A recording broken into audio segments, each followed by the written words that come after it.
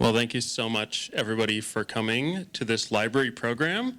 I'm so excited to see you all here. I think programs like this are so special because they bring folks that, one, may not have come into the library ever before to the library, which is so incredible, especially when you get a view like that behind us. It's really, really neat. And then it just brings everybody together who may not have met each other or might not meet each other if not for programs like this, discussions and stories like this, library programs like this. So I'm really thankful to SPFC and to Ian Harris for helping put on this sort of library program. I won't say much else other than Ian Harris is the youth program director and field coordinator for SPFC, does some incredible work that's really inspiring. I think the work that SPFC, just as an organization, that they do is so important to how we enjoy the wilderness, enjoy our natural landscapes, and without nonprofits like theirs, we wouldn't enjoy them in the same ways that we do. So sort of an applause to that. And thanks for being here. Feel free to grab some refreshments and some food throughout the program. And I'll hand it over to Ian. Thank you, Xavier. So welcome to Tales of the Trails, Wilderness Storytelling and Discussion. As Xavier said, my name is Ian Harris. I'm the Youth Program Director and Field Coordinator for the Selway Bitterroot Frank Church Foundation, or SBFC for short.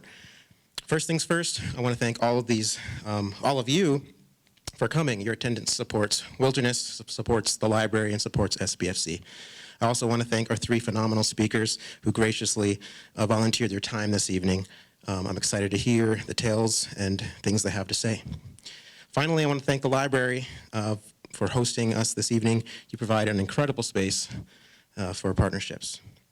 Tonight we have three speakers with a diverse array of experience in wilderness areas of Montana and Idaho. I will introduce each one before they speak, and at the end they will form a broader panel for discussion on wilderness, and they will take any discussions with the time that we have left. Before we jump into our first speaker, I want to say a brief word about wilderness. Wilderness offers each of us something different. For some, it provides sanctuary and solitude. For others, it affords opportunities for hunting, fishing, and commercial benefit. Some can even call wilderness their ancestral home. Yet for many, it is a place unknown and unexperienced. Wilderness exists as a place of otherness, where we are simple visitors who do not remain. It is a vast landscape of inspiring beauty and opportunity for unforgettable and challenging recreation. Wilderness is both an idea and a very real place that everyone deserves to visit. However, it is easy to take wilderness for granted.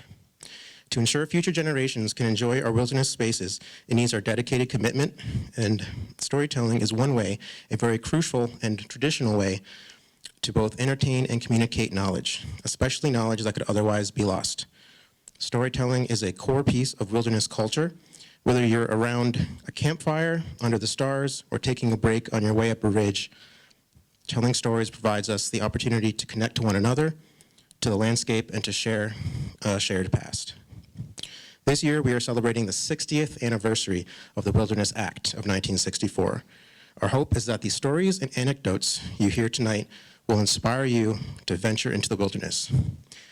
If you have never been to a wilderness area before, this is your year. If you are a seasoned wilderness user, I challenge you to explore a new wilderness area this year.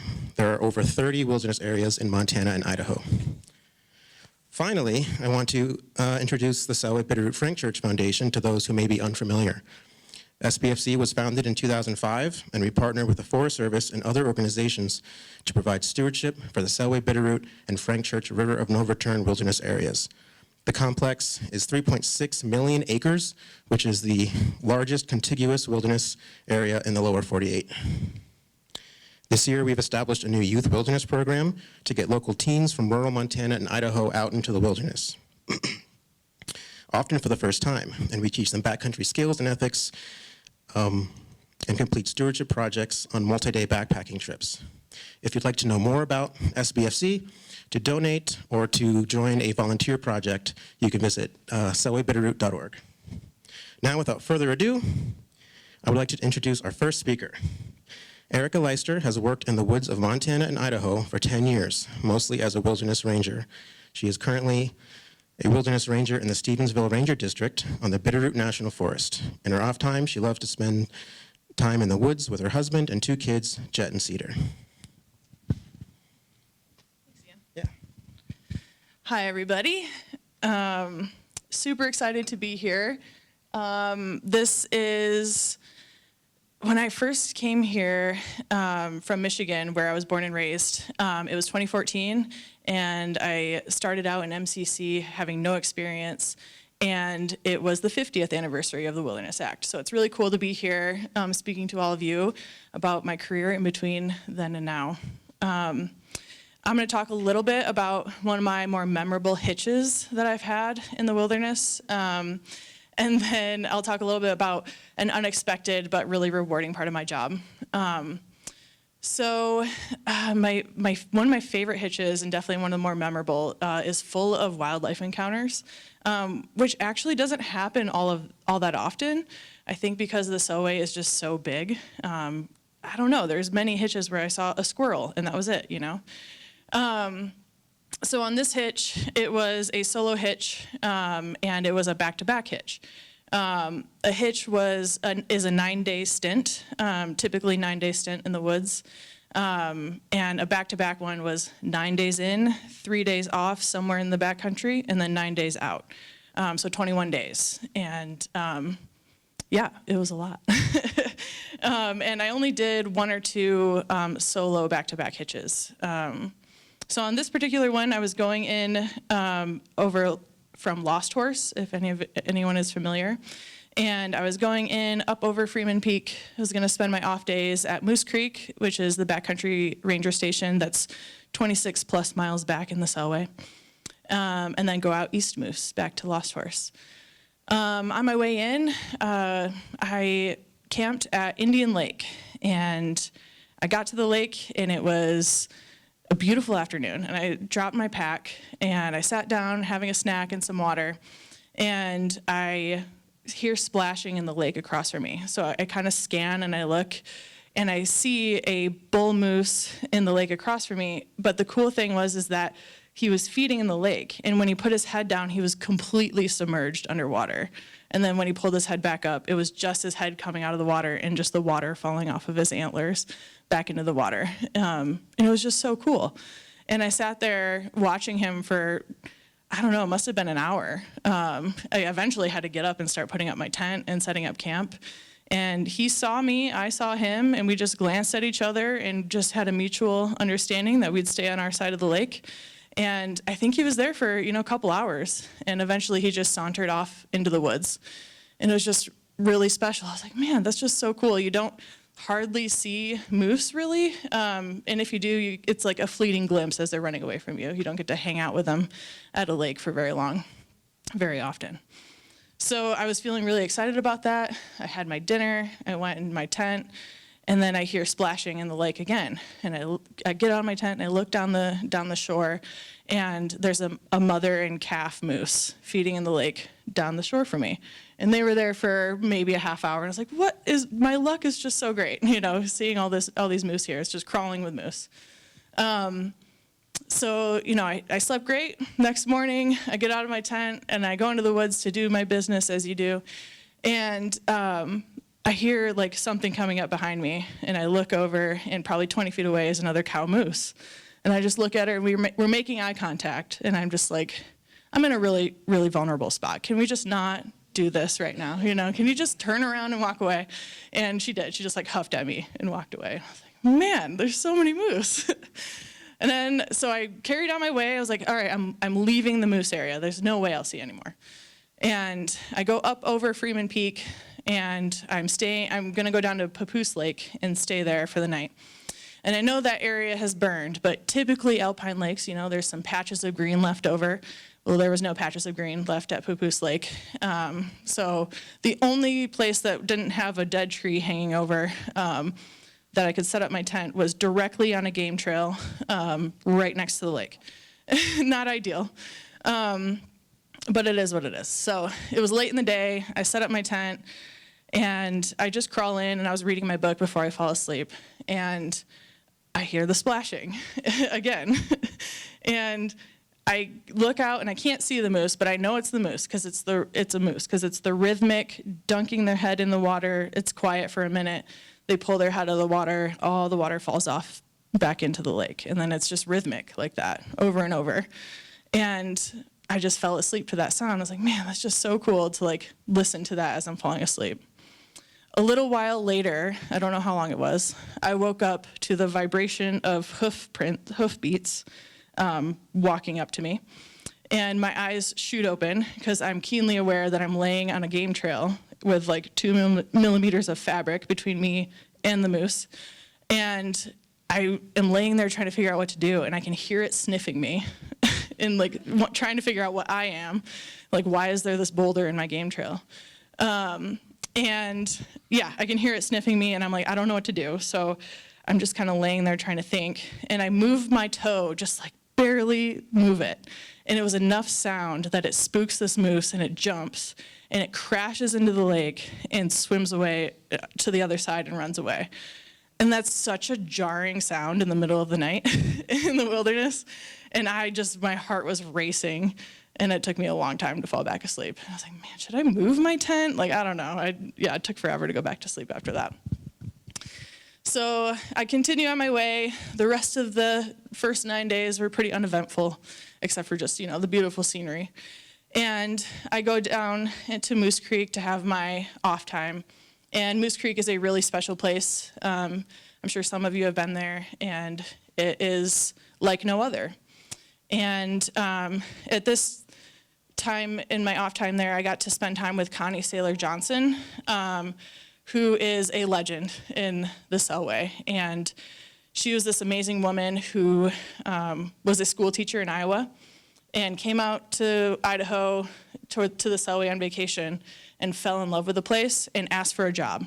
And they gave her a job with no experience. And so she spent many years as a school teacher in Iowa, then coming out in the summertime and being a wilderness ranger in the Selway. And then eventually she retired from teaching and came out and lived full-time in Idaho and worked in the Selway. She's just a really cool woman. She worked in Moose Creek at the ranger station for much of her time there, and she was dubbed Mama Moose. So it was really special to spend 3 days with her there, just sitting in the cookhouse, drinking coffee, swapping stories about the wilderness, talking about family and life. I didn't know at the time, but that would be the last time I saw her before she passed away later that summer. So it's just a really special time for me, definitely. After my 3 days off, I also want to say that Connie would have loved this event, and she would have been blowing us out of the water with her storytelling abilities. So just want to say that. Connie was the best there was at wilderness storytelling, I think.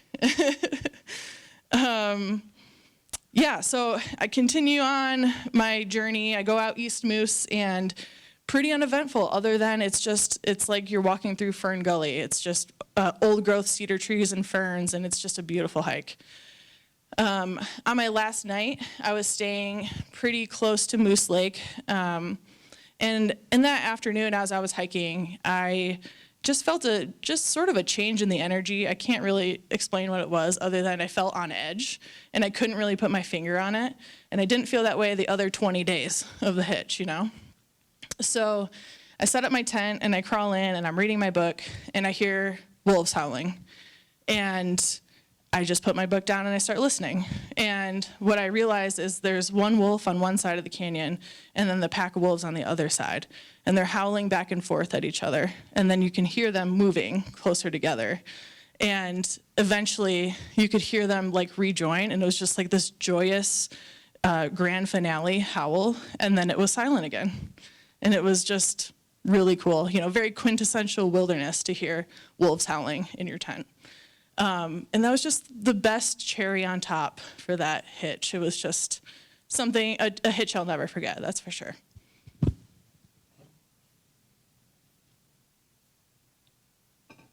I want to talk a little bit about something that has been unexpectedly like one of the most rewarding parts of my job as a wilderness ranger, and that's connecting with youth from all over the country. I've worked on hitches with kids from the inner city New York, from the Bronx, who have come out and volunteered, and then kids that Connie started this program, getting kids out from Iowa, and that's a state that doesn't have any designated wilderness. So genuinely, a lot of these kids have no idea what they're getting into. When they come to, Idaho, they think it's all potatoes. And they have no idea what they're getting into to go into the mountains on a wilderness hitch for 5 to 7 days. And on these hitches, it's really beautiful to watch these kids experience it. And I think we can all relate to what it feels like to be a teenager and all the societal pressure and peer pressure and what you feel like is really important and the appearances that you feel like you have to keep up.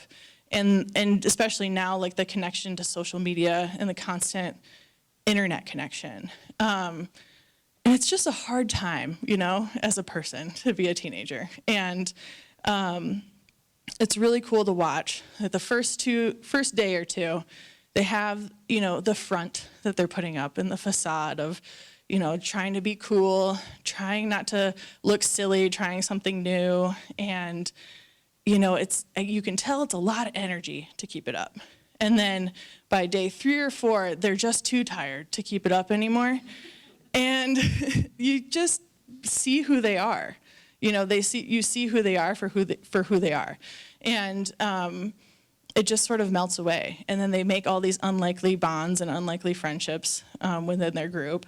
And they're excited to jump in and pull the crosscut. They're excited to swing an axe. They're excited to cheer each other on to go up a really hard part of the hill with their backpack full. And, I think we all can remember what it was like in that, there's a time when your perspective shifts and you realize what maybe is a little bit more important and what's less important. And to watch it in real time in the woods is really special. And, I think that just the wilderness has that effect on kids, and it's a really unique thing to watch, and definitely one of the more rewarding. Especially as a woman in this field, it's a traditionally male-dominated field, but I really enjoy connecting with young women. And I was in Michigan. I grew up in Michigan. I had no experience. I came out here and did MCC, and there are loads of women, amazing women in this field, and it's exciting and rewarding to be just one example of that for young women. I came out here and there was Connie, there was Anna Bankston, there was Deb Gale. There were many women in the field that just showed that we're here and we're really good at our jobs. And I think that's just one of my favorite parts.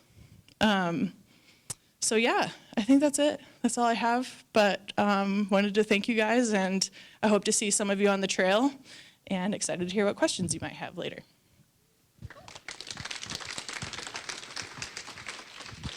Thanks, Erica. Our next speaker is Nick Hazelbaker. He was born and raised in north central Idaho. He started his 35-year Forest Service career in the Moose Creek Ranger District at 18 years of age. Clem Pope, Warren Miller, and Dick Walker were workmates and mentors in those early days of wilderness management. Being immersed in wildland and trail management on the Nez Perce, Clearwater, and Bitterroot National Forests, it was natural to practice and develop a pride in traditional tools and skill use to keep remote trails usable. That objective and a tested wildland commitment piqued his interest in the SBFC Foundation and its mission. Living 20 miles east of Grangeville, retirement includes maintaining trail used to access perimeter fences, felling and cutting firewood trees, home brewing, and managing vegetation to reduce wildfire risk. Nick Hazelbaker. I got my visual aids here. I'm old school. But I wanted to share a photo, historic photo. The plan tonight is to expand a little bit on that introduction. I'll tell you a story and then end with a poem that I wrote many years ago. I was the son of a career sawmill worker. My dad was adventurous and introduced me to wildlands as a fisherman and a hunter and a camper. He was an open-minded fellow in a very conservative county, and really proud of his influence in my life.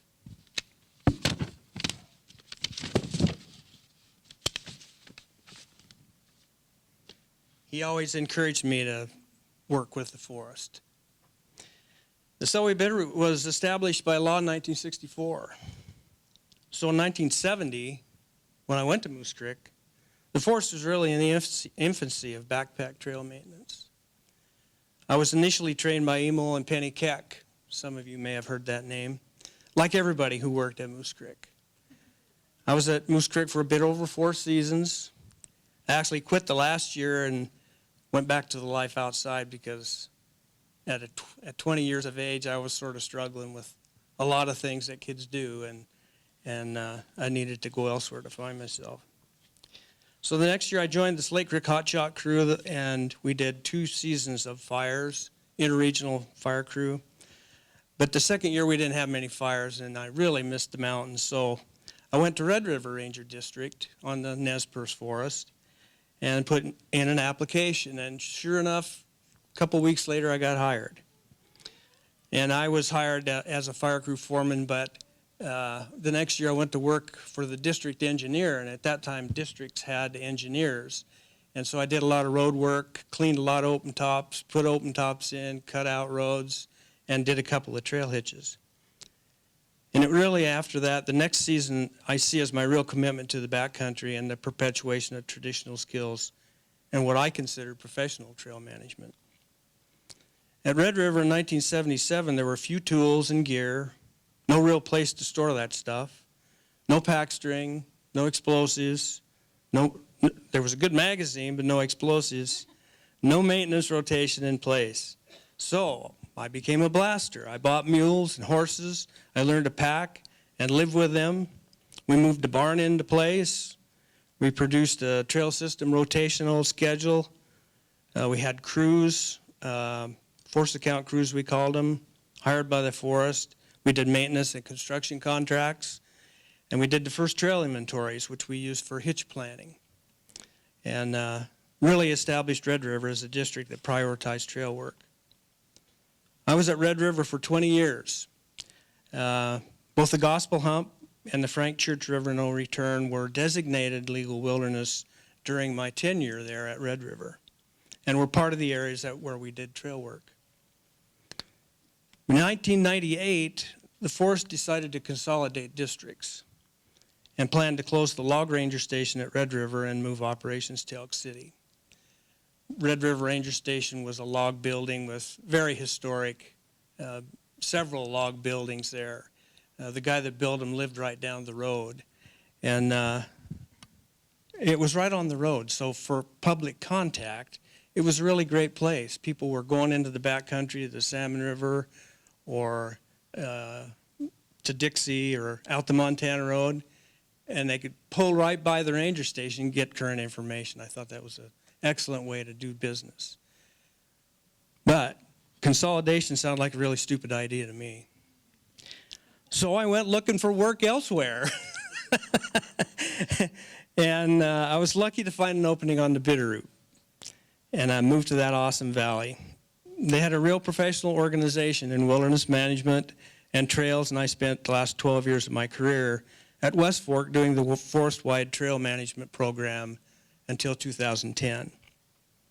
That was my 40th consecutive season with the Forest Service. So I stepped back and thought, what's next? And as it turned out, I wanted to stay active, and there was an opportunity to buy my grandparents' place east of Grangeville, Idaho. So my wife and I moved back to north central Idaho, and that's where I continued to utilize traditional skills I learned in the forest, as well as other landowner responsibilities on 172 acres on the breaks of the South Fork of the Clearwater River. My story focuses on wilderness immersion.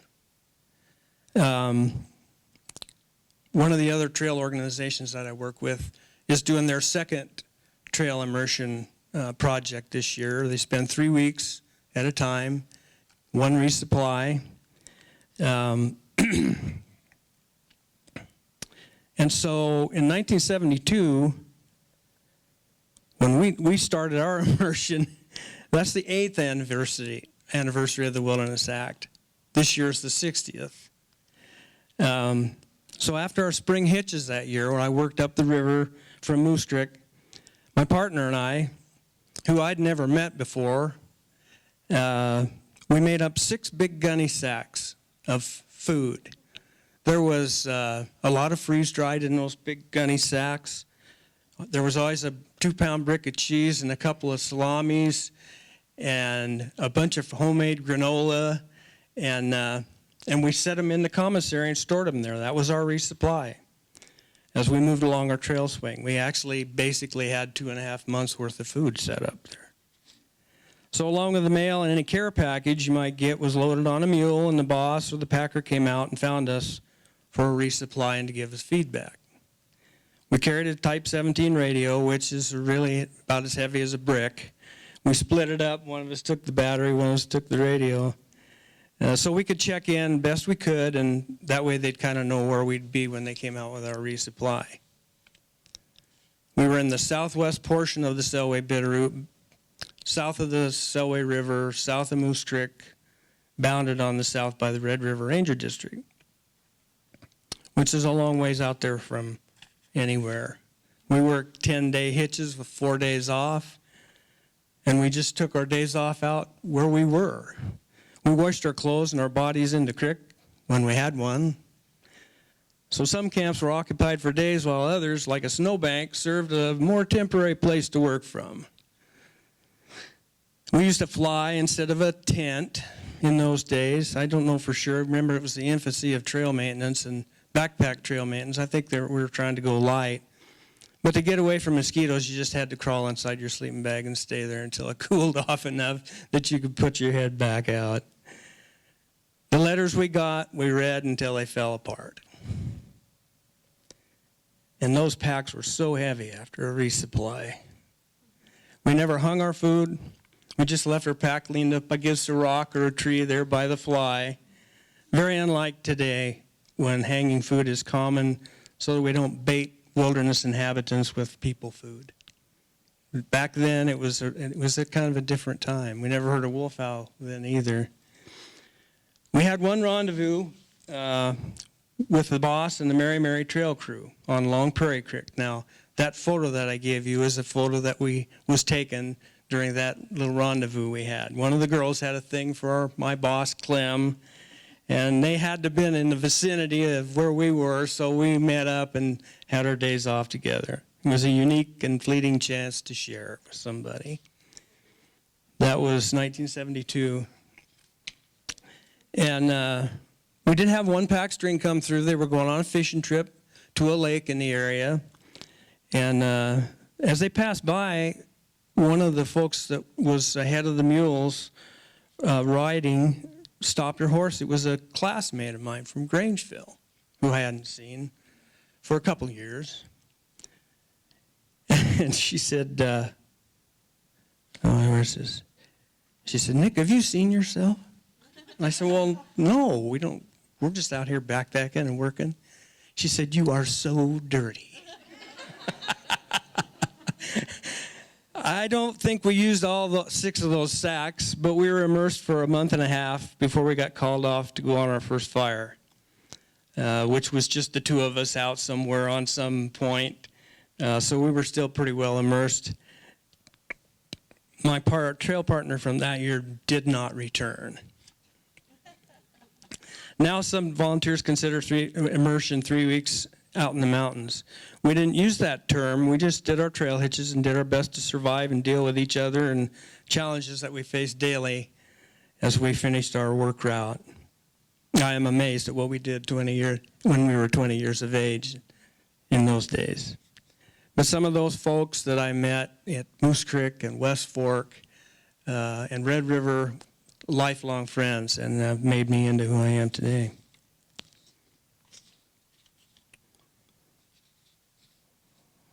Okay, a little bit of history on the poem. At Red River in the 80s, my crews and myself were out doing some often challenging trail work to make routes safer and more resilient in the backcountry, much like Josh and a lot of other folks are doing these days. Few people saw what we did firsthand, and folks at the ranger station didn't know those crews either, since they were gone on hitches or off on their days off. That was just the life. But at some point I wanted to express my appreciation for what they were doing. Like building dry rock masonry walls on trails next to large streams, or clearing dead elephant-sized trees and rocks, doing drainage, leading strings of mules and horses on narrow trails with questionable trail tread, and rattlesnakes and sketchy communications. Red River Ranger Station was far enough from town that we often made our own entertainment. We had a music night. We all get together with our instruments and do some jamming. And of course, it was natural for us to learn Red River Valley because we were in the Red River Valley. I'm not going to sing it for you, but it's a catchy tune. Anyway, it was a creative time in my life, and I wrote many poems to the tune of Red River Valley for employees that were leaving the Ranger Station team. Going away parties, I often did that. So I wrote this poem in tribute. It got modified on the Bitterroot. There were some different mule names, some different place names, but I only ever read it to those crews. So this is a maiden reading in public. I've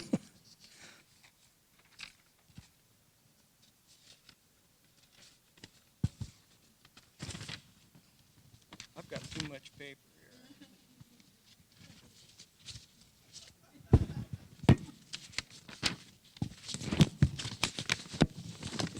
I've got one that's highlighted so I know where to enforce my voice. More than just a job. They're the crews you don't see too often, here a day or so and then gone. You'd nearly forget the faces. They drift from hitch to hitch. But listen to the radio each day. They're nearly always on. Where do you work? Trails. What does he do? He's a wilderness ranger, you may have heard some say. And there goes the packer with a load of mules, a green truck full of long ears, back from another long day. Like other crews, they spent the summer doing their numerous tasks, effectively, efficiently, and without lost time accidents, if you ask. So I'll try to describe their work lives. I hope that you'll agree. It seems the work in the backcountry is more than just a job, you see.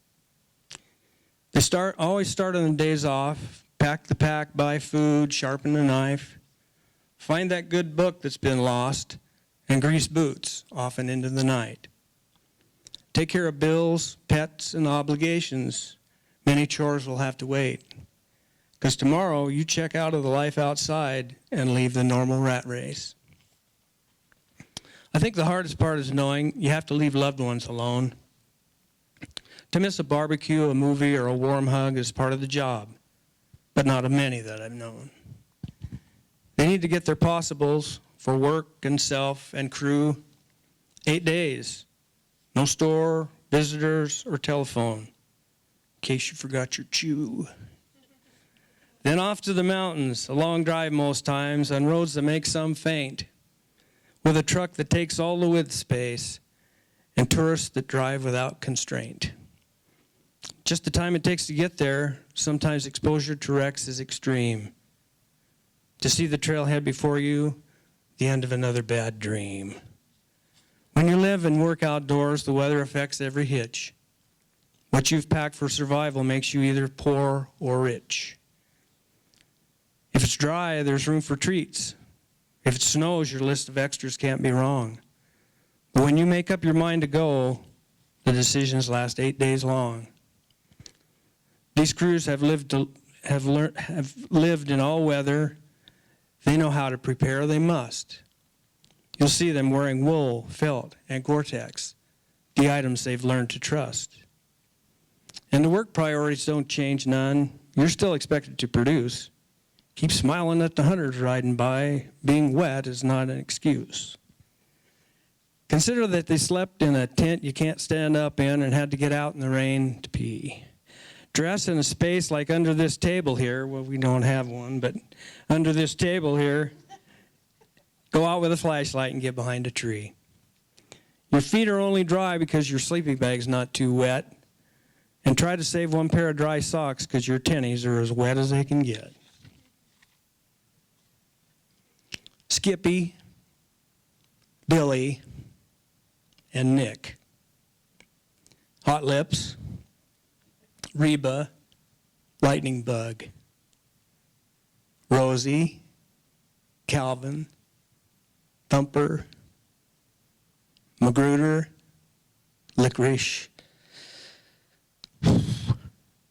Nip and Tuck.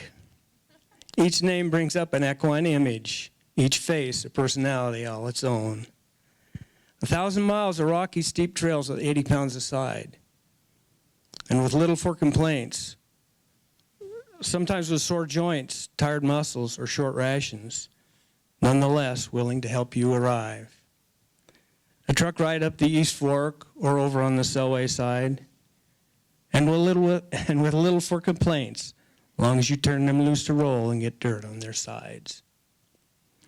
Trail crew supported, lookouts supplied, jump gear retrieved for the next fire, a guitar, a wheelbarrow, or powder and caps, packing mules that fail to tire.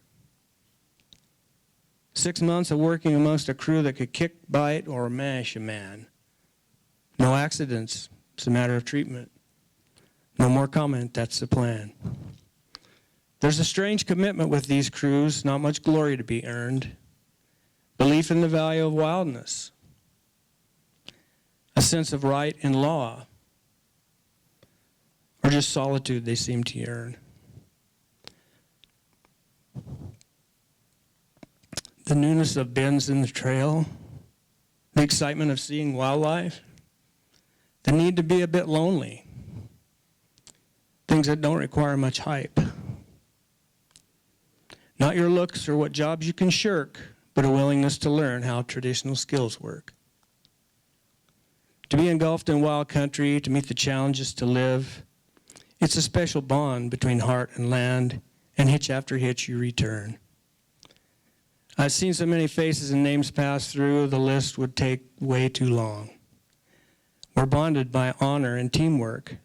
To ignore that fellowship would be wrong. Thanks for your work done safely, perseverance, tolerance, and commitment in the outdoors.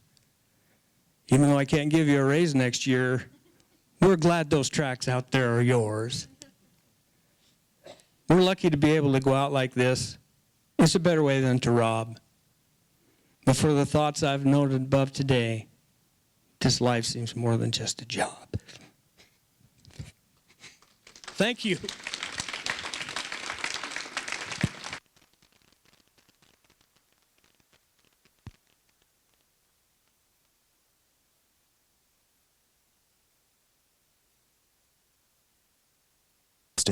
Thank you, Nick. Our third speaker, Dr. Ava Maria Maggi, is a professor, writer, and mule packer. She runs the Wilderness Policy and Packing Program at the University of Montana and teaches international security remotely at the University of Arizona. Her research on Europe and the Middle East was published in several academic journals and as the book The Will of Change in 2015. And her new book on outfitter and conservationist, Smoke Elser's Adventures in the Montana Wilderness, is out now. An avid mule packer, master naturalist, and certified interpretive guide, Ava enjoys traveling and interpreting the backcountry for guests and her family. Thank you. That was so wonderful. Great poem. Really loved it. Touching. Thank you for having me tonight. I'm really excited when Ian wrote me because I was like, are you sure you want me? Because usually when people write me about coming to an event, it's because they would like to have Smoke Elser and me. So this is really exciting. Thank you for having me. I prepared a couple slides, a couple pictures. These last couple of weeks have been pretty crazy for me. So since our book came out, Hush of the Land, on March 1st, we have been on a Montana book tour. And it's quite humbling because I don't think in my wildest dreams would have ever imagined being in Montana, sitting on a stage and reading out of a book I wrote about an outfitter that lived in the Bob Marshall Wilderness for 60 years, but here I am. And it's humbling, right? A lot of people are interested. The book was really successful, and it's exciting. And I mean, to me, it's not surprising that people are interested because I'm interested. I spent over 800 hours sitting with Smoke in his barn right here up the Rattlesnake, recording his stories. But I think it's something special if you can share that, and people want to travel in the Bob Marshall Wilderness like I did in my imagination when I wrote the book. But the book and also us meeting would have never been possible without foundations and communities like the Selway Bitterroot Front Church Foundation and other community organizations that kind of brought us together. And there are ripple effects from that meeting that Smoke and I had, and the Selway Bitterroot Front Church Foundation is directly connected to that. So I will talk about that a little bit. I want to talk today about how we met, how Smoke and I met, but also kind of the ripple effects of what that had, and especially for young people getting into wild places. So, and all these interviews that we're doing for newspapers and magazines and all that, everybody always asks, I think the second question usually is like, how did you meet? And for Smoke and I, it's kind of a normal thing. We kind of met, we liked each other, we did a project. It's not really something that we thought about much, but I understand that it's really curious because he is the 90-year-old outfitter, right? The legendary packer from the Bob Marshall Wilderness, spent 60 years of his life living there, making a living, and me, right? The woman from Germany, random immigrant coming here teaching at the University of Montana. So let me tell you a little bit how we met.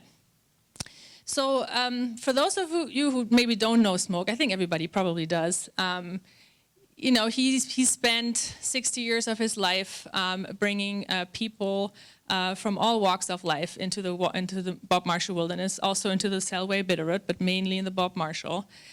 He taught even more people how to pack a mule and a horse. He taught for over 60 years, roughly. Actually, he's still teaching. He's going to teach in a couple of weeks here at his barn, mule packing for the University of Montana. But he's probably more known, and this is him, I think, if that actually works even, doesn't work anymore. He spent even more time devoting his life to conservation and actually saving these wild places. And for those of you, and then the next one would have been, or then after that, you can leave it at you can just go one more, to the map. So for those of you, you probably know the Bob Marshall pretty well, but Smoke, when he first traveled into the Bob, the center piece was already protected, not under the Wilderness Act. He went in before, but he was really actively involved with the Scapegoat Wilderness and also with the Great Bear Wilderness. So that's probably what he's mostly known for, his conservation work, and he never really stopped. So when I came to the University of Montana and I got my job here, which was really lucky that I was able to get a job. I was already involved for over 10 years with the Backcountry Horsemen organization. They brought me on my first trail project down here in the Bitterroot, actually up the East Fork of the Bitterroot. Showed me how to pack a mule somewhat. I didn't really know what I was doing, but I could at least watch them. I used my first crosscut. So I kind of heard about Smoke a couple times, and I knew that when I moved here, that I wanted to take a class. So even before I think I signed my contract at the university or bought my house, I signed up for Smoke's class. And then I found out he's actually my neighbor. He lived literally right down the hill from me, which was lucky because I could walk to class. So one January morning, it was really cold and very snowy, pretty thigh-high snow actually, so I was glad it was downhill. I walked down to his barn, and I looked at the barn eventually. I was kind of tired because it was a little bit of a walk, and I said, man, that looks so similar to the barns I know from Germany. This is kind of random. The next picture I have of the barn, I don't know if you've been there, but there are these boulders, right? They're not super big, but they're big enough that you have to carry them, and they're kind of heavy. And with my research on the book, I found out these are all Glacier Lake Missoula erratics that were actually placed here in the Rattlesnake Valley, or were all across the Missoula Valley one time. And when the settlers and Euro-Americans arrived, they took those and built houses with them. And it's kind of built a little bit in a hill, and it's like a storage barn, literally, that I grew up in. And so when I walked in, it kind of smelled like familiar earth. It was like this old, oiled leather, this old steel. I was like, man, this is crazy. I'm 20,000 miles away from where I grew up, but I feel at home. And so when I walked in, again, I didn't know how really large Smoke loomed, but I did, there was definitely some apprehension. He's quite the authoritative figure, but he's a great teacher. So, and whoever had heard him speak or took a class from him, he knows that he's very gifted in how he teaches. And I don't think that's something that you can learn. I think that's really something you have as a talent inherently in you. And I know his daughter has it too. So he shows you how to pack, he shows you how to throw the saddle on or does a certain hitch, and then he tells a story. And again, he told these stories to thousands of people he brought into the Bob Marshall Wilderness, even more that he taught, Navy SEALs, National Park Service, Forest Service, university students, civilians. And what happened to me, and it might have happened to other people, but what happened to me is like I knew in my heart from that first story I heard that is a story that needed to be preserved. And it was one of those moments that I have like a good friend of mine who is the soccer coach here, and he said, well, my first time coaching, I just knew this is what I needed to do with my life. And that's a little bit what happened to me, these like situations where you just really understand that's what you need to do. And so I went home after that day, and I talked to my husband about it. And I was like, wow, I have this idea. And he said, well, you have many crazy ideas, so why not? And I thought about it for a little bit, probably a little longer than I should have, because I started doubting. I was like, oh, God, he will never, he doesn't even know me. Like, how would he do that? But I walked up to him then eventually. And, Smoke is very open. It's a very easygoing guy. And he was like, sure, come to the barn. Let's chat. And we started talking. And I think that was kind of slowly, I became this like blank page he needed to tell his stories. And I think partially because I didn't know really that much about him. I never rode a horse beside him, and I never did. I took his packing class. Of course, I knew a little bit, but I wasn't part of that community. And I think that was very important because it was really this blank page. I had no preconceived notions. And it kind of developed into this great friendship and this great project, and eventually this book. So, and I became the writer. I kind of always wanted to be, but never really trusted myself, I think, to be, which is special for me. But I also learned how to pack a mule, which is exciting. I always expect now to get stepped on any time of day when I'm around horses or mules, because that's one of the first things he teaches you. And I also leave my watch and my phone at the trailhead. And I will talk about that a little bit later when I show you some pictures. So, sitting in that barn, researching and writing the book, I traveled every corner of the Bob Marshall Wilderness with Smoke Elser, which I think is very special. In a way, and this book is kind of the fruit of that journey. So I'm excited that is out, and I can share that with people who maybe otherwise would never do it. So in a way, it's very rewarding, right? So I walked into that barn that first day, and I thought, oh man, this is kind of home, and this feels so good, and I hear these stories, and I feel like they're preserved, and now they're out in a book. So it's a very special thing. But what I realized, and that's even before I even did the book, really, or even thought about doing a book, I was inspired by Smoke's ability to bring people out in the woods that otherwise would never visit it. So what I came up with was I wanted to do this class at the university that, for whatever strange reason they really love and still do, is to combine wilderness policy, so the way that we look at and how we preserve policy or wilderness, and what needs to be done in order to preserve wilderness, with mule and horse packing. I just thought that would be cool. Like, I could do what I do for a living and combine it with the things I really love to do.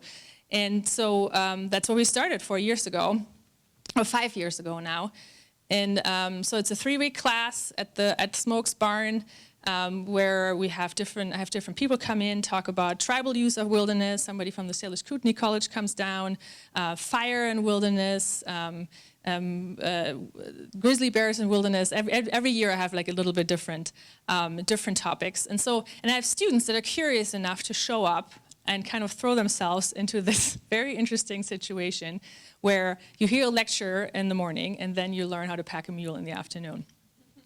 But the really cool thing about this class, and that's when I talk about the ripple effects of smoke and I'm meeting, and kind of, I think, the long-term effects that obviously the book has, but also this class, I hope, has, and I know it does, is to bring students that otherwise would never visit a wilderness deep into it. And that's one of the things I love about horse and mule packing. I do backpacking. I'm a backpacker too. But horse and mules have just something very special in how to travel with them, how far you can travel, how long you can stay, and also what they do with you when you're actually with them on a trail. So for 5 days, I take students from the University of Montana into the Bob Marshall Wilderness, into the Danaher Valley. And if you go a little further, well, that's smoking me on a reading. Yeah, so I can show you. So for those of you who don't know where the North Fork of the Blackfoot is, it's right here on the southern end of the Bob Marshall, and here it says Wildtail Ranch, and you go up here, the North Fork of the Blackfoot, and kind of follow this trail, and then here's the Danaher cabin, and roughly this is the Danaher Valley. It's on the same elevation as Missoula, just no houses and no roads, nothing permanent. And so I bring students up there, which I mean not only me. I do that with an outfitter, Jack Rich out of Seeley Lake for the last few years. And it's a very special experience. And I just want to talk about that a little bit because this class is possible and I can take students in because I have organizations that give scholarships for students to go in because students could not afford going on an outfitter trip otherwise. And the Connie Sailor Education Fund funded this class and students to go in last year. So it is really a community project. I couldn't do this class, or I couldn't have written the book even, without all these great organizations that are willing to support my work. So you can imagine, I had these students 3 weeks at the barn, and then we meet at the trailhead. Sometimes we usually go to Jack Rich's place first. We have breakfast, we meet the horses. I want everybody to kind of learn, apply their skills. So we help making the packs for the mules, and then we head to the trailhead. And most of these students have never been on a horse.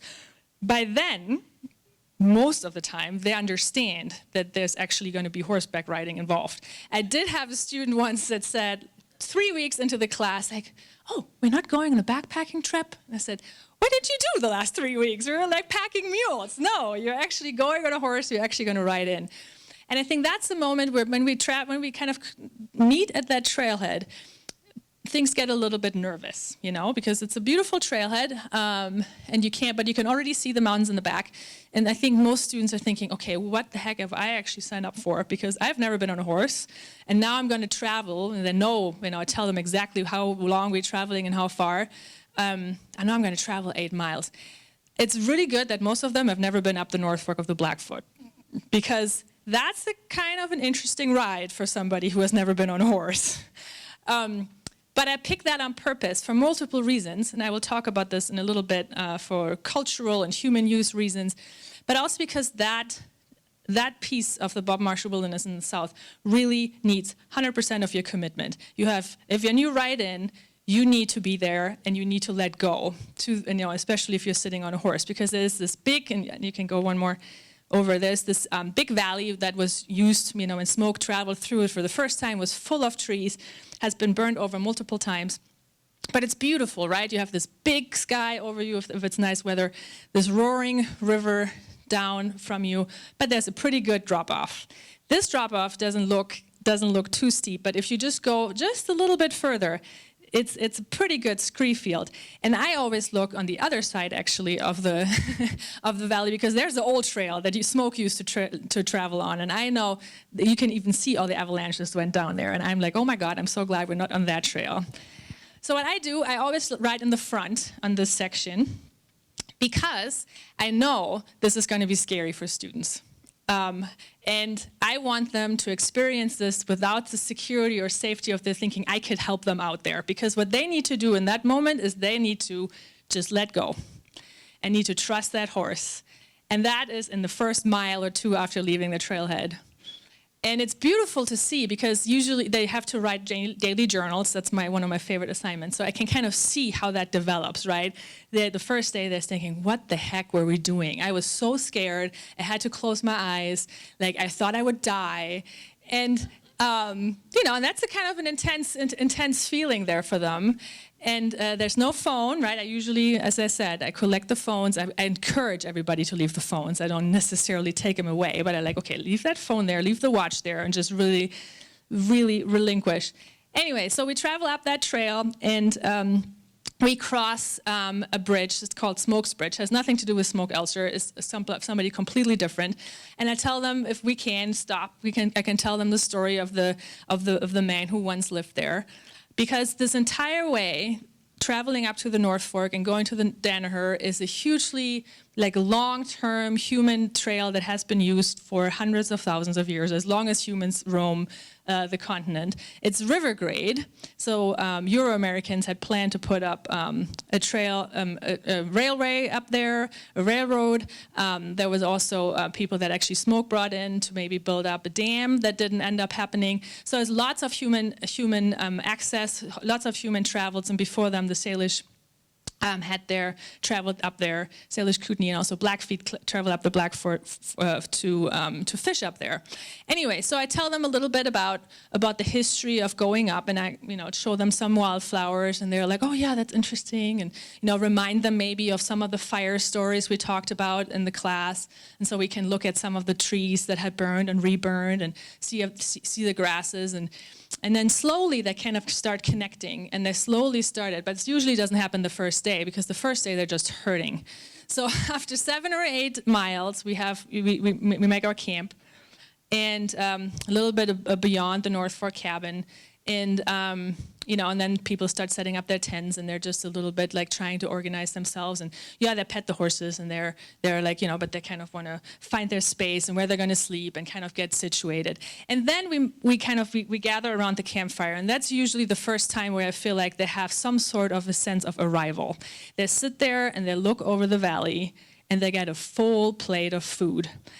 And that is incredible, right? It's because some of these younger kids, and I remember that being in college, they're not used to eating regularly, right? So just having somebody make them food is incredible.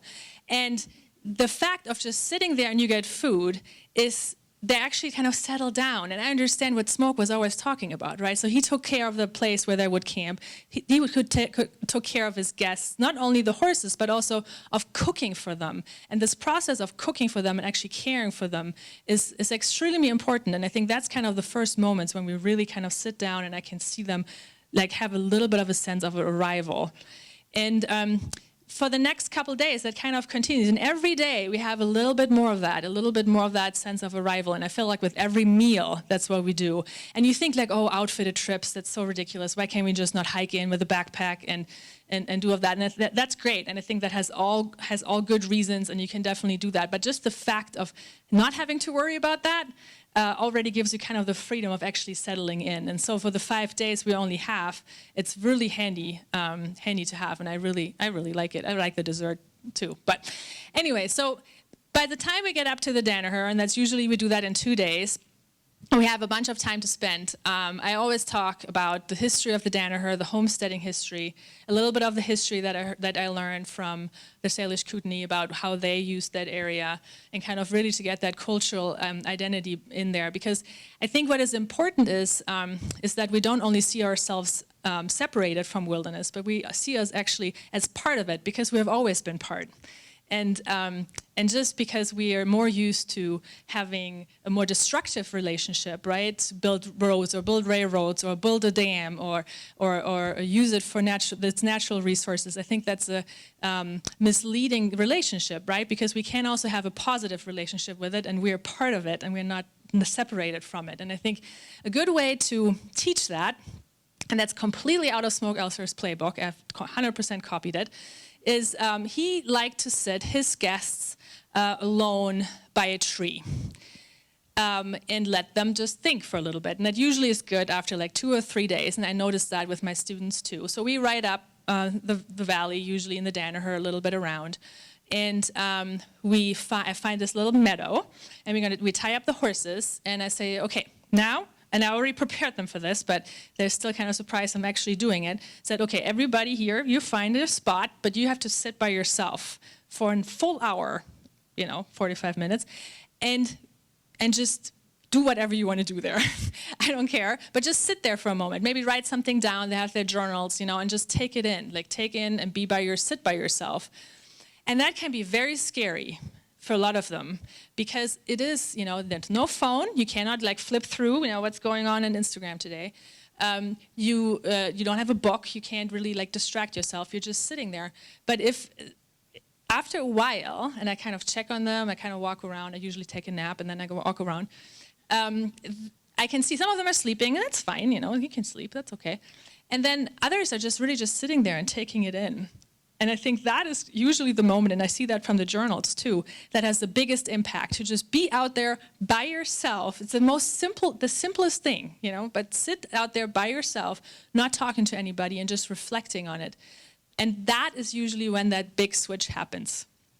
That's really when I see them 100% arrive. And that's when I say, well, I would love to spend like another week with you out here, or 2 even, right? We would love to take the horses and go even further.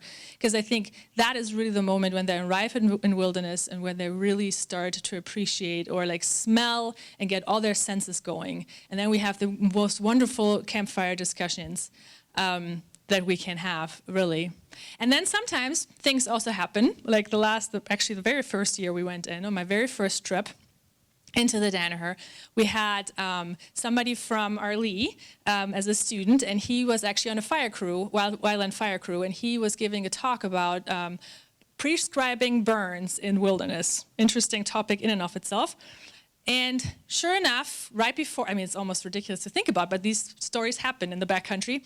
There was this big thunderstorm. We had I think 2 or 3 days of over 100 degrees back in there. It was pretty dry, and we just talked about how the Danaher really needs to burn. It had lots of beetle kill back in there. Interesting that it hasn't burned yet. Every morning there's fog. So we talked about this a lot, fire ecology. And then we sit down, and then this big thunderstorm arrives. So we kind of take a little break.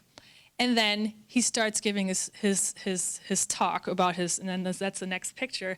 And then we take this picture, and I don't know if you can see that there in the back, but this is kind of the north end of the Danaher, pretty much where our camp was. And after that thunderstorm, you can see the clouds still moving off. There was the lightning that struck right there. And sure enough, our trail out is around here, roughly. Right? So this was a great learning opportunity, right? So he was giving his talk about fire ecology right in front of that fire that just started. And we could actually have some practical implications about, okay, so let's think about this, right? So why did we say we always need 2 ways out of wherever we are when we're out in the backcountry? Because this can always happen, right? We have enough food. We can spend another day if that's needed, if the fire really develops and really runs down, and we can't get out. So there was lots of kind of, apprehension and kind of people being scared. But it was also I just thought it was wonderful. It was a wonderful teaching opportunity. I don't think I would have ever been able to get that message home, how important wildfires are in wilderness, or what it does and what happens. And, it was a wonderful discussion we had that night. And obviously we reported it to the Forest Service right away through the radio, and we watched it really well. Pretty much all night. And then in the morning, we should be going out. That was our plan. We wanted to go out. That was the trail. And sure enough, just when we packed everything up and we were ready to head out, there was a smoke jumper plane coming over. And we were like, so wait a second. Are we not leaving all fires burn? And we talked about this already a lot, right? That all fires still get put out. And this was around middle of June. I would say June 20th, if I remember it right. And so kind of in the middle, a little early in the fire season, right? And sure enough, 2 smoke jumpers jump out, and with all their equipment. And we're like, okay, so they're really going to put this out. So we were riding out, and we could watch them jump, and then kind of gather their equipment and then hike up and put the fire out. So, and that I think was something, was incredible to see back in there, but it was also like the direct application of what we learned in the class and being out there. And by the time we went back to the trailhead, I think they were all everybody was kind of a little crying because they were really hurting because we were riding out in one day in 24 miles. But they were also kind of sad to leave. They really didn't want to leave. They really had this sense of like, this is the place where I belong. I had later in a different trip, the students say, this is actually where I feel safe. I really had this strong connection with the place and this strong connection with their horses. So going out, we rode out the same way we went in. And they were all trusting their horses. They knew exactly horses didn't want to die. They won't let me die. And they were wonderful. It was like they had this like friendship and they had this connection, like not only to the place but also to the animal. And I think it went through the animal in a way as a gateway. So anyway, that's what I wanted to share with you. I know we have a lot. We want to spend a couple more minutes asking, so you can ask your questions. But that's a couple of the stories of my adventures this year and with this class. And I'm going again. So we're going this in a couple weeks. We're going to go in the Danaher again. And I'm curious if we're going to see another fire start. Thank you very much. All right, we'll now take questions from all of you. If you have any questions for our three speakers, it can be about them personally, their experiences in wilderness, or about wilderness in general. So just raise your hand if you have a question. We'll bring a mic over to you. I'll leave these two here for...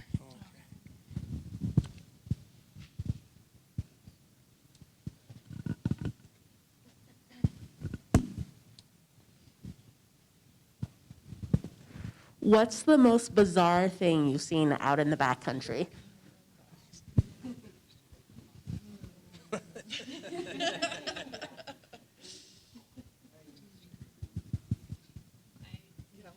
Yeah, I saw a parakeet on a shoulder of a hiker once. Yeah. That was up in the Bob Marshall, too. Yeah. Yeah. Yeah. Yeah, that was kind of bizarre. I did not expect that. Yeah. Yeah. I'm trying to think of something. So this question is for all three of you, and I'm just curious. I'm married to Deb Gale. I'm the worst half of that. But we've both been down the Selway a few times on river trips and hiking. And I'm curious about your impressions of, and I'm glad to see your emphasis on younger generation getting involved in wilderness and understanding wilderness ethics and values. But I'm curious what your impression is of the general users you see out there, particularly the younger users, as far as how they connect with those kinds of values relating to solitude, relating to natural processes, and the importance of those within our global community. And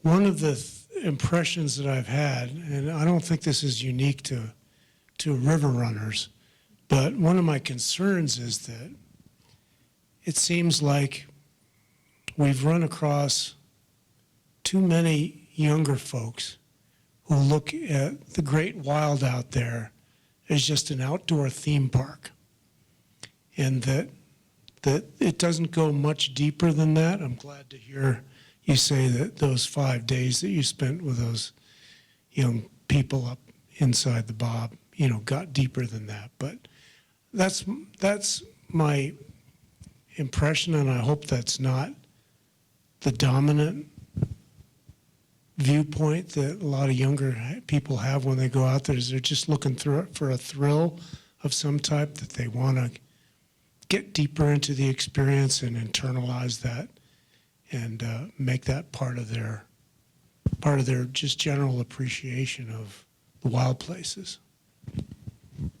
That's a good question. I would say, in my experience, there's definitely a lot of that. As you were talking about like young people in the wilderness, when I think about young people in the wilderness, there's a lot of river users. And it does seem like there's a thrill part of that. But I sort of look at it as like a gateway, getting them into the woods and getting them into the wilderness. And hopefully the more time they're spending in the wilderness, the more they develop some of those ethics. And, I think our experiences might be a little bit different in that, a lot of the young people that I'm connecting with are my coworkers or MCC or SBFC interns or youth crew or, youth volunteers that are coming out. And I think they're coming out for that sense of adventure for sure. But also we are there to help, maybe talk about some of those ethics and broaden those ethics a little bit, and be like, yeah, this is really cool to recreate, but also, we're preserving this for how it is, just for how it is, and yeah, I think that's why like one of my most unexpected and rewarding parts of my job is just being able to share wilderness with people and share wilderness ethics beyond just the thrill and the adventure. But I do think the thrill and the adventure is important. It's a gateway for people.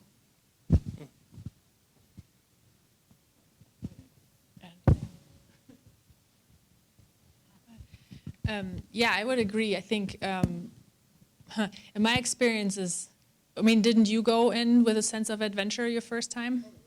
I think that's the main driver, I think, for most, and I think that's okay, And interestingly, though, they also, even if you would perceive it as it's this thrill-seeking, and I see that more in front country even more. So let's say wilderness, let's say in the wilderness experience area is that the experience always broadens, So it might be for the thrill-seeking, but I think they always get more out of it. Indirectly, almost. I remember one student was with me, and he was talking the entire time about flying a plane, incredibly often. And I was like, oh my God, why are you even, about all these trips to Egypt and all this all around the world? And I was like, why are you not appreciating what's right in front of you? I understand you've seen all these great things, but gosh. And then he was like, couldn't ride this horse, and it's kind of drove me crazy, and I was like, okay, just ride this horse if you would ride a plane. And then I met him, because I was so annoyed almost, right, to that kid. And then just now, he came up to me on campus, and he said, oh my God, what you told me there with flying a plane, riding a horse, kind of changed my life. I'm so excited. I want to go back. I want to ride a horse again. I want to go back in the backcountry. Every time I fly with my plane, I always go over the Bob Marshall and just look. And I was like, gosh, I would have never, ever thought, that he would ever step his foot again in the wilderness, ever.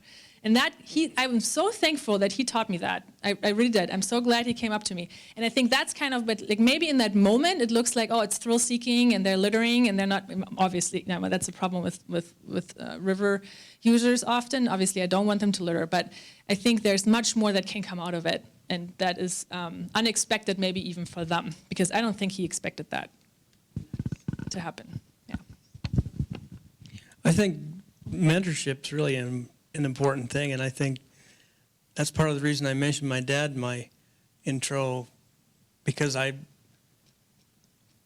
was encouraged. It was okay to go out and understand natural processes and see the world working on its own, and I think a lot of young people are encouraged by that, and sometimes it's a boost, to have someone say, yeah, see why this is happening. You had science in school. See, this is how it really works out. So mentoring seems to be an important part of that too.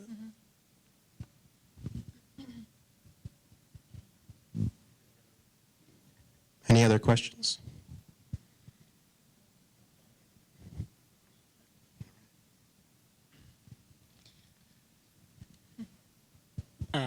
Yeah, I've met all of you at different points, and I just feel so grateful for all three of you to share your stories and be up here today. That was just fantastic. So first off, just thank you so much. I get to ask this question all the time to people that are just experiencing wilderness, or maybe they're just about to. But the question I always get to ask is, just using one word, what would you say you describe wilderness as? And it's just such a wide berth of experience you all have. I'd really like to hear your words for wilderness. And maybe also, if you want to elaborate, since you have such great experience, how that's changed over your careers or lifetimes with wilderness.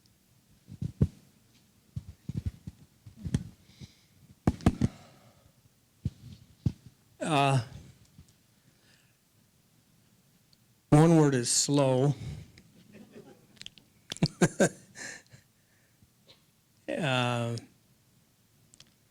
The smells are just smells, distinct smells, pine, flowers, the sweaty horse.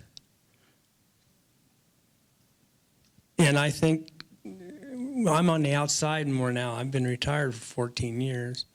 I spend a lot of time at home working, my own little wild place. But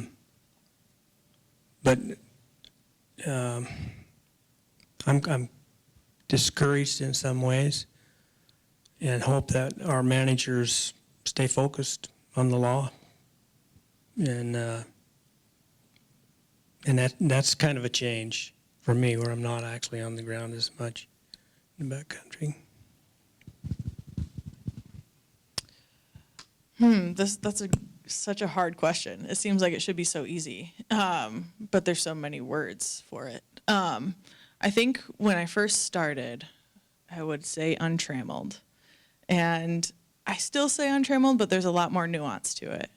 And for those of you who don't know, untrammeled is a word that is used in the Wilderness Act, meaning like unhindered and like free to be as it is. And I think that's true, except for the fact that we are not separate from wilderness, as you said. I think I came in with a sense that wilderness was this other over here that we are visiting and we don't remain, and it's so separate from us.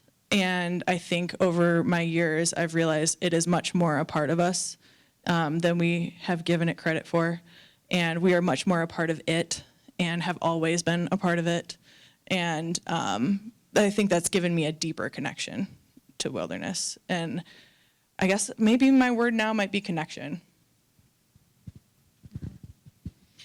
Yeah, so mine is, and that's obviously advertising for my book, but it's the hush. I mean, for me, it's really the hush of the land. And I mean, that's not it doesn't come from me. That comes from Tom Edwards, who was really active in the conservation process of the Lincoln Scapegoat Wilderness, the southern end of the Bob Marshall, and we decided to put it on as a title of our book because that's really what I see. I see everything hushed, and it's a little bit of the slow too, right?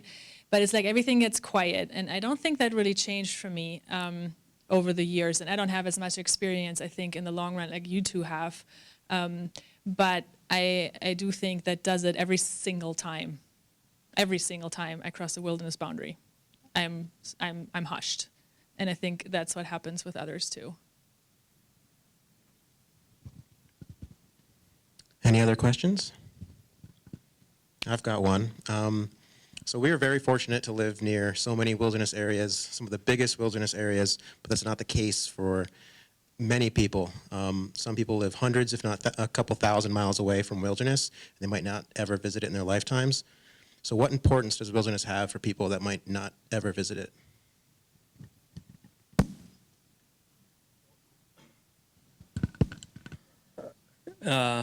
Every steelhead fisherman that ever set foot and cast a line can thank the headwaters of those streams and the condition that they're in. And I think I've noticed that myself. Like I say, I'm spending a lot of time on my acreage at home, but I've lived all around the Selway Bitterroot, and I always know it's there. And it is a comfort knowing that those places that we're rich enough to enjoy and protect them and by law show some real foresight, and hopefully we won't lose that. I lose track of your point. Anyway, I wanted to get that in because I hear in Idaho County, I hear a lot of whining about why should wilderness get any money because there's nobody ever there, you know. And the first thing I think is you look at all the money that goes into Idaho County during spring and fall steelhead season, and those little communities appreciate it. And it's because these wildlands are here, and they're still there. Have 60 years, 60th anniversary of wilderness this year. It shows up, shows good. Yeah, I think it's there's, you know, most land management decisions have been made, right? Most land that we have on Earth is managed already by generations before us and by our generation. And I think it's important to keep some land that has not been, I mean, we're managing it obviously still, but has not been managed to the point of no return, where people can go, at least have the option to visit. And I think that idea of having it, going somewhere and experiencing something the way that it could have been experienced hundreds of years ago, I think it's an important thing. And I want to keep that for my children, right? I mean, that's the standard argument, but I want to be able for my children to travel up the Danaher and, you know, tell me when I can't anymore, did it burn yet, you know? And I think that's important. But obviously also for the obvious reasons, right? I mean, yeah, steelhead is important, economic value is important, of course, but even more so is like, you know, in times of climate change, we need the water, we need the clean air. And that will be probably one of the biggest challenges, you know, especially when it comes to water. And if I see some of those places that have not been dammed, and I know that there are different different ways of damming today than it was 60 years ago. Mining, we just have this the mining claim down in the Bitterroot. I think all of these will come on our table more and more in the future, but. It is really, you know, our sanity, I think that's what it's for, and I think that's why we should keep it. Yeah, kind of going off of managing it, I think we forget that we're pretty lucky in this country that we still have as much public land as we do. And, you know, it is designated to be managed just for its intrinsic value. It's not managed for extraction. It's managed for just its value in and of itself, and the clean water, of course, and the clean air, and all the ecological value. But it's also a preservation of natural history, of human history. There's archaeological sites all over the wilderness, from people 12,000 plus years ago, from trapper cabins from hundreds of years ago. There's, you know, it's a special place that preserves, you know, snapshots in time, and it's just valuable as it is. Thank you. All right, we have time for one more quick question if anyone has one. All right. Thank you to the three speakers, Nick, Erica, and Ava, and your presentations and your poem. And thanks to all of you that came. Please get some snacks on your way out, mingle, and we'll start closing up. But thank you.